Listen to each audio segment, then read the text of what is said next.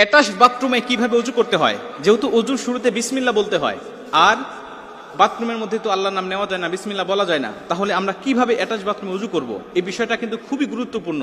আল্লাহ রাসূল সাল্লাল্লাহু আলাইহি ওয়াসাল্লামের হাদিস থেকে আমরা এই বিষয়টাকে আজকে পরিষ্কার হবো ইনশাআল্লাহ।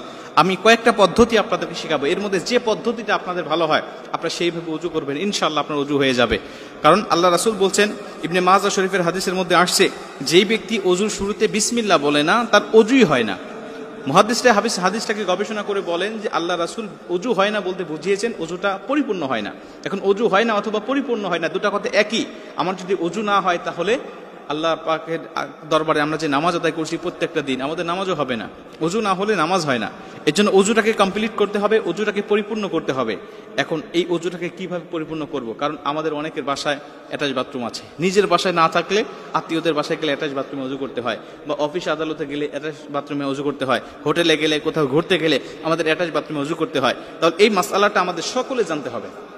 আমি আপনাদেরকে কয়েকটা পদ্ধতি শিখাই, এর মধ্যে যেটা ভালো লাগে আপনি সেটা করবেন। প্রথমত, যদি আপনার এই অ্যাটাচ বাথরুমে উজু করার বিকল্প কোনো পদ্ধতি থাকে, বাহিরে কোনো উজু করার জায়গা যদি থাকে, টিউবওয়েল হোক আর বাহিরে কোনো টেপ হোক, যদি এরকম বিকল্প কোনো পদ্ধতি আপনার আশেপাশে থাকে, তাহলে আপনি সবচাইতে উত্তম হবে বাহিরে উজু করা। এটা যদি সম্ভব না হয় যে বাহিরে উজু করার কোনো ব্যবস্থা নাই, তাহলে আপনাকে ভিতরেই করতে হবে। এখন ভিতরে করার আগে আরেকটা পদ্ধতি আছে, সেটা হলো, যদি দেখবেন যে সাধারণত অজুখানার পাশে বা টয়লেটের পাশে সাধারণত বাড়িতে এখন বেসিং থাকে, এই বেসিংয়ে আপনি বিসমিল্লাহ সহ উজুটাকে শুরু করবেন।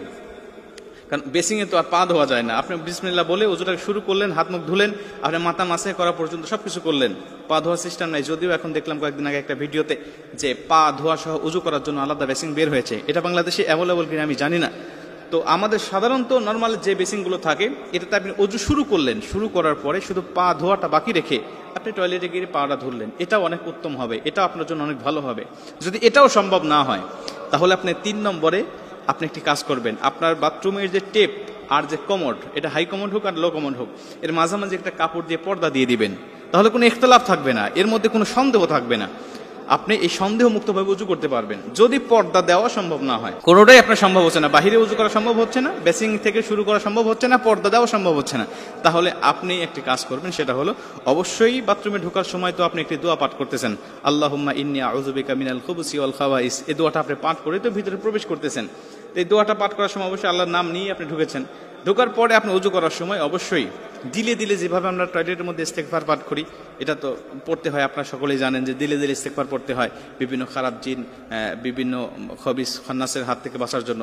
ওইভাবে দিলে দিলে আপনি উজু শুরুতে আপনি বিসমিল্লাহ পাঠ করবেন, মুখে উচ্চারণ করে নয়, দিলে দিলে।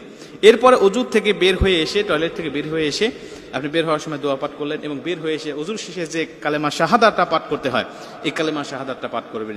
ইনশাআল্লাহ আশা করা যায় যে আপনার উজুটা হয়ে যাবে। কারণ আমাদের এখন বর্তমান টয়লেটগুলোতে এত নোংরা থাকে না, পরিষ্কার থাকে। অতএব আপনি এইভাবে উজু করলে উজুটা হয়ে যাবে ইনশাআল্লাহ। তবে মনে রাখবেন, সবচেয়ে উত্তম হবে বিকল্প কোনো ব্যবস্থা করা। যদি না থাকে তাহলে পরবর্তীতে আপনার ধাপে ধাপে যেটা আপনার জন্য সহজ হয়, এই সহজ পদ্ধতিগুলো অবলম্বন করে অবশ্যই ইবাদতগুলো করবেন। আল্লাহ পাক অবশ্যই আমাদেরকে ক্ষমা করবেন এবং আমাদের ইবাদতগুলো কবুল করবেন।